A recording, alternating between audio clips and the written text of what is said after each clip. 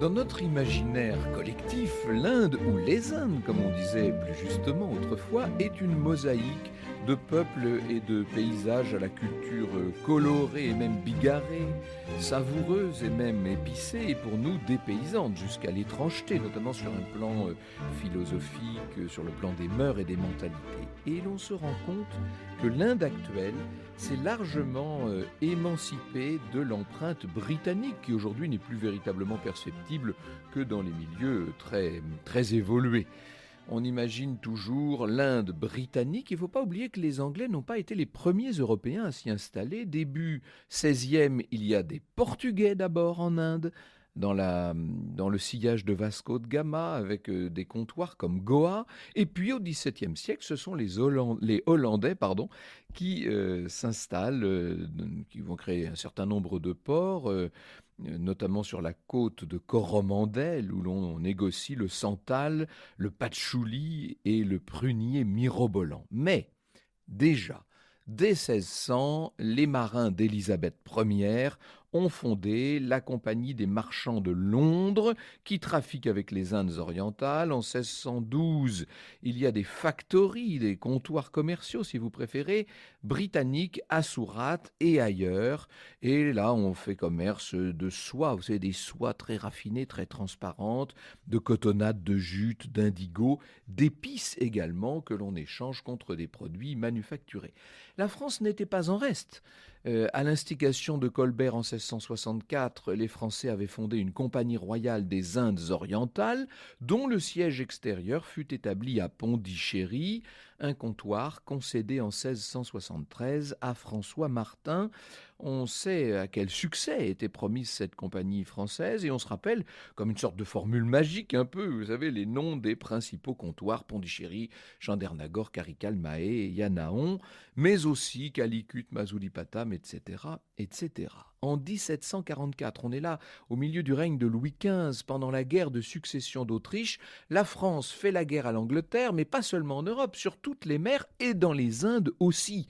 À l'époque, le gouverneur de Pondichéry depuis 2 ans, c'est un certain Dupleix, dont le père était déjà bien placé à la compagnie. Il est arrivé aux Indes à 23 ans. Au départ, c'était pour faire du commerce, mais très vite, il est devenu gouverneur de Chandernagor en 1729, et il s'est assuré le concours du gouverneur de l'île Maurice, Labourdonnais, pour étendre partout l'influence française dans ces Indes, encore totalement à défricher à l'époque du point de vue des Européens. Il s'est allié à plusieurs rajas, il a délogé les Anglais de Madras, et finalement, toute l'Inde du Sud s'est retrouvée sous influence française. On peut dire de Dupleix qu'il était un stratège, qu'il était un conquérant. Mais il n'était pas un commerçant, en tout cas pas assez au gré de la compagnie, et il est rappelé en 1753 en France. Il aurait dû trouver un peu plus de soutien de la part de Versailles, et là, on aurait pu voir s'installer un empire français des Indes à la place de ce qui va devenir l'empire britannique. En tout cas, les Français s'intéressent à l'époque surtout aux questions européennes. Ces lointains comptoirs intéressent assez peu Versailles, en tout cas beaucoup moins que Londres. Il faut vous dire que les Anglais sont des marins dans l'âme, ils vivent sur une île, n'est-ce pas? Et puis ce sont des marchands, des commerçants pour qui l'empire est vital. En 1748, à la fin de cette guerre, donc, le traité d'Aix-la-Chapelle, pourtant la France est victorieuse, eh bien, ce traité d'Aix-la-Chapelle n'en restitue pas moins Madras aux Anglais. On a nommé pour succéder à Dupleix un certain Godeheu, qui est sans vision, sans caractère, et c'est le moment de se demander à quoi ressemble l'Inde à cette époque. Eh bien, en grande partie, l'Inde est sous la suzeraineté d'un Raja plus puissant que les autres, le grand Moghol, qui descend plus ou moins de Tamerlan. Il est de culture persane et de religion musulmane, et il vit dans une sorte de palais de rêve à Delhi. Delhi, la Rome de l'Asie, la capitale de 1000 royautés folles. Il vit au milieu d'une cour fastueuse. Imaginez les cortèges d'éléphants chargés de palanquins couverts d'or et de pierreries de ce grand Moghol. Pour autant, de vastes zones échappent encore à sa suzeraineté, et notamment tout le sud, qui est l'apanage du nizam d'Hyderabad, qui lui aussi est musulman, mais dont la population est hindouiste. c'est le nom que les musulmans donnent à ceux qui relèvent de la religion brahmanique. Et plus au sud encore, vous avez le sultan de Mysore qui est un peu dans la même situation. Vers le centre du sous-continent, vous avez beaucoup plus d'hindouistes de confession marathe, dont on voit la zone géographique s'étendre en permanence. Leur chef, le Peshwa, entretient avec le grand Moghol des rapports assez difficiles. Et puis plus haut, dans le Rajputana, vous avez des provinces autonomes, et encore plus au nord, le Pendjab, bien sûr, avec ses Sikhs. Vous avez cette secte de guerriers redoutables qui arborent des turbans multicolores. Pour être honnête, et vous l'aurez compris, le plus grand désordre règne donc sur cet immense territoire, ce dont les Français longtemps se sont accommodés, ce que les Britanniques peut-être plus intelligemment vont utiliser. En 1755, il se trouve que le comptoir anglais de Calcutta est attaqué par le nabab du Bengale, qui va faire 146 prisonniers qu'il va précipiter dans une sorte de grand trou noir, et cette fois, ça y est, les représentants de Sa Gracieuse Majesté tiennent un prétexte pour intervenir de façon musclée. Le gouverneur de Madras, à l'époque, c'est Robert Clive. Robert Clive, qui a bien l'intention de venger toutes ces exactions, il remonte d'Ardar vers le nord avec toute une petite armée constituée en très grande partie de personnes locales, d'autochtones bien entendu.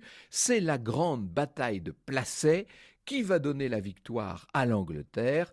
On en profite immédiatement pour destituer le nabab et pour le remplacer par un homme de paille. Et voilà comment la Grande-Bretagne est devenue en très peu de temps maître du Bengale. Ce Robert Clive a parfaitement réussi son coup. Il était d'origine modeste, Robert Clive. Il avait été envoyé à l'âge de 18 ans à Madras et on l'avait vu peu à peu gravir les échelons. Il avait lutté contre le fameux Dupleix d'ailleurs, et après le départ de Dupleix, il avait réussi à battre partout en brèche l'influence française, et notamment dans cette région du centre du sous-continent qu'on appelle le Décan. Après la victoire de Plassey, il est gouverneur de Fort William, autant dire qu'il contrôle tout le Bengale, et quand il rentre en Angleterre en 1760, il est riche, il est célèbre, il est fait baron de Plassey, il reviendra tout de même en Inde pour obtenir du grand Moghol la pleine autorité de la compagnie anglaise sur le Bengale et sur d'autres provinces. En tout, ça fait quand même déjà 30 millions de personnes. Donc, ce Clive est le fondateur, on peut le dire, de la puissance britannique en Inde. Quand même, quand il va rentrer la deuxième fois, il est attaqué, il est accusé, mis en procès pour concussion. Il faut vous dire que c'est très difficile de contrôler tout ce qui peut se passer là-bas dans les Indes. Vous imaginez, à l'époque, c'est extrêmement loin.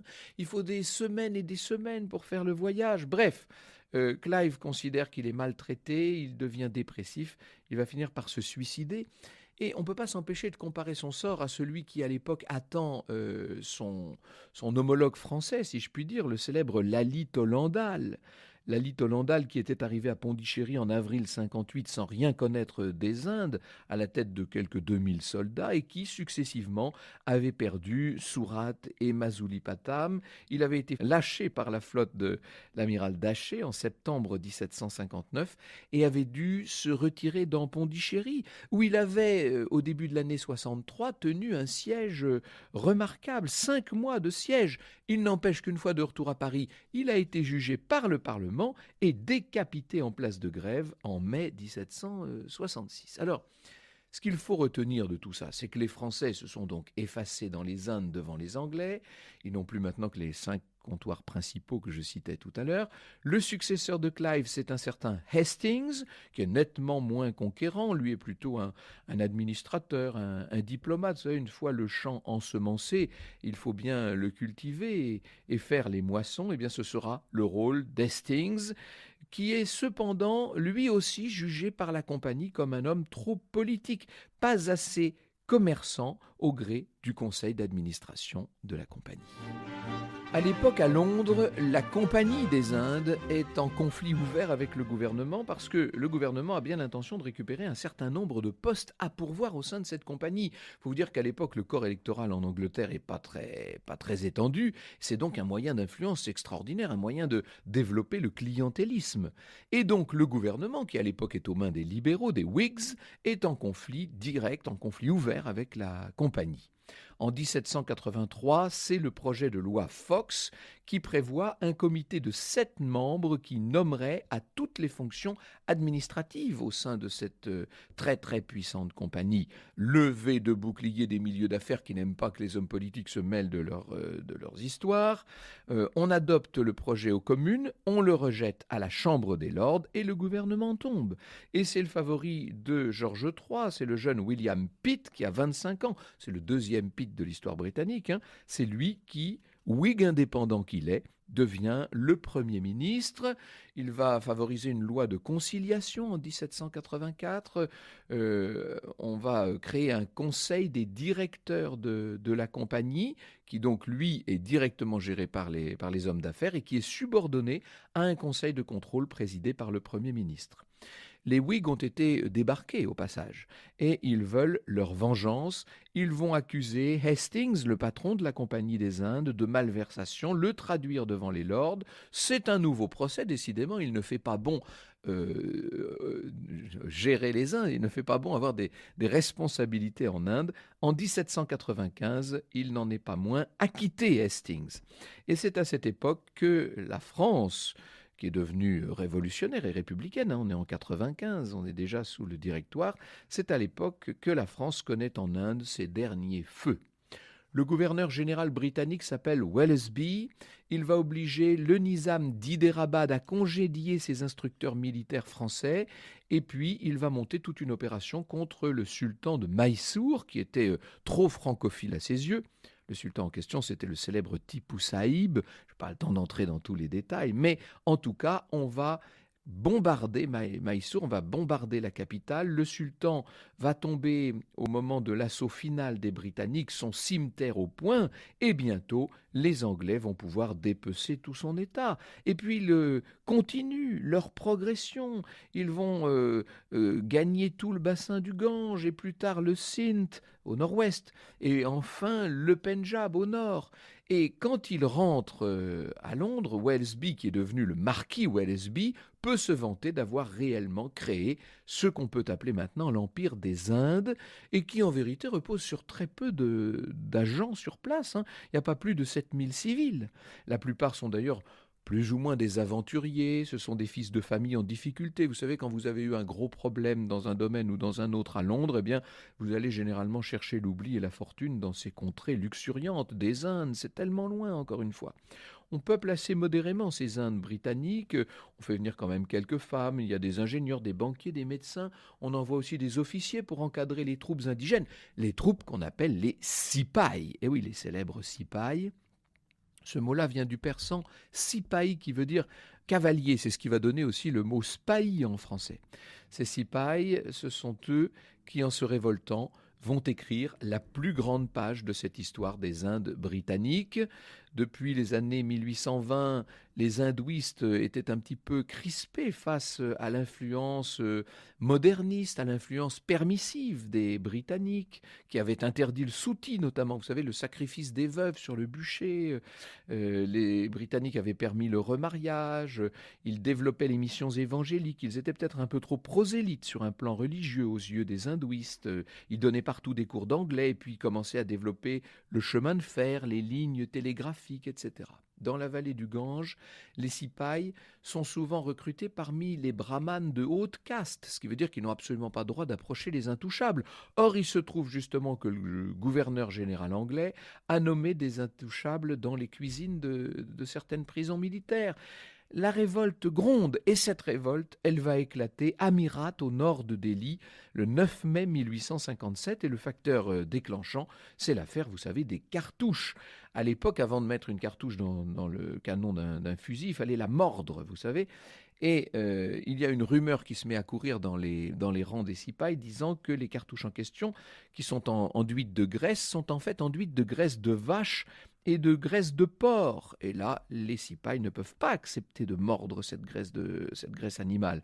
80 d'entre eux refusent d'obéir, et puis tout un régiment qui va se mutiner, ça fait un peu penser à l'affaire des marins du Potemkin. On va égorger les officiers britanniques, et à Delhi, la population en profite pour se retourner contre beaucoup d'Anglais. On va massacrer les Anglais dans leurs maisons. La plupart de ceux qui peuvent s'en sortir se réfugient au palais du Grand Mogol. qui est l'empereur de l'Inde officiellement. Bref, toute cette révolte fait une traînée de poudre dans la vallée du Gange. Les Sipahs mutinés sont maintenant des milliers et ils vont assiéger dans la forteresse de Campur quelques 900 Britanniques qui vont devoir se rendre. On leur a promis la vie sauve s'ils se rendaient. Sauf qu'à peine sont-ils sortis que les hommes sont lynchés, sont fusillés, les femmes et les enfants jetés dans des cachots et au bout de 15 jours égorgés sur ordre d'un chef marathe. Bref, c'est en Europe un émoi considérable et surtout à Londres, vite il faut envoyer des renforts. Enfin, quand je dis vite, avec l'Inde, tout est toujours relatif. Il ne faudrait pas croire d'ailleurs que tous ces révoltés s'entendent entre eux, au sein même sur place. Les hindouistes et les musulmans sont dans une grande discorde. Et surtout, il y a ces Sikhs du Pendjab donc, qui ne veulent pas entendre parler du nouvel empereur et qui vont fournir de puissants contingents à l'honorable compagnie. C'est elle qui continue à gérer cette affaire et à faire rentrer les choses dans l'ordre. Le gouvernement britannique entend maintenant reprendre les choses en main. L'honorable compagnie va bientôt être supprimée et tous les pouvoirs sont transférés à la couronne britannique. Vous voyez à quel point cette révolte des Sipahs a tout changé sur un plan politique. Il y a un poste de secrétaire d'État pour l'Inde qui est créé. Le gouverneur général est directement rattaché désormais à la reine Victoria. Il prend le titre de vice-roi et désormais les cadres de la Pax Britannica dans l'Inde sont fixés pour, on va dire, un demi-siècle. Toute une fonction publique anglaise, on va appeler ça l'Indian Civil Service, se met en place et vous avez beaucoup de résidents qui s'installent en dehors des villes principales. Ça fait autant de petits seigneurs locaux, vous savez, ce qu'on appelle les sahibs, les men sahibs, qui vivent dans des petites maisons, dans des bungalows aux pelouses ultra-british. Et ça y est, si je puis dire, c'est l'Inde des gants blancs et du thé orange picot, du toast à la souveraine et des parties de polo, des chasses aux tigres et du curry d'agneau. L'Inde aussi, des maharajas qui vont circuler dans des voitures de plus en plus somptueuses, voitures ayant remplacé les éléphants, qui vivent dans ces gracieuses villas qui, elles, ont remplacé les palais et sérails, comme le célèbre palais des vents de Jaipur, que vous avez peut-être visité avec son incroyable façade rouge. Qu'on ne s'y trompe pas, la vie coloniale présente ses dangers. Ça n'est pas seulement une partie de polo, si je puis dire. Le choléra, la dysenterie, la fièvre jaune sont partout.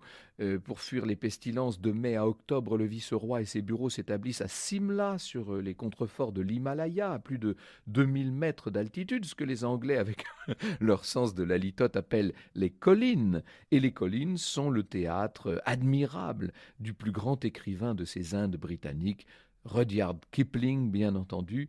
Kipling qui, à partir de 1885, publie dans la gazette de Lahore, Lahore, la perle du Pendjab, la cité sans comparaison, eh bien dans cette gazette, il va publier ses simples contes des collines, bien entendu.